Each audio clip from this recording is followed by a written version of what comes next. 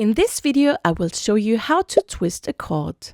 You will need cotton yarn, scissors, a pen, and something to attach the threads to while you twist the cord. In this video, I am using a sewing stone.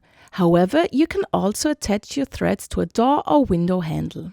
I cut 3 times the length of my desired cord length from the cotton yarn in 2 different colors. I need cords that are 30 centimeters or about 12 inches long, so I cut 90 centimeters or about 36 inches from both threads.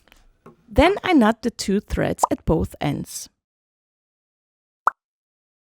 I now attach one end to my sewing stone with a safety pin. You can also pull this end over a door handle. I insert my pencil into the other end of the threads and start to turn the pencil. To do this, I hold the threads gently between my thumb and index finger with my left hand so that they still can be turned. Now the 2 threads twist together more and more. Keep twisting the threads until they are so tight that they twist together on their own when you let them go. If you continue twisting, the threads will twist even tighter together later. When the threads are twisted enough, I place a weight, such as a pair of scissors, in the middle of the threads and lay both ends of the threads on top of each other. It is helpful to have someone assist you with this step. Now you can twist the threads together piece by piece.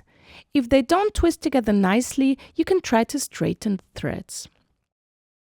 Finally, remove the pin, tie the 2 ends of the cord together and cut off the excess threads.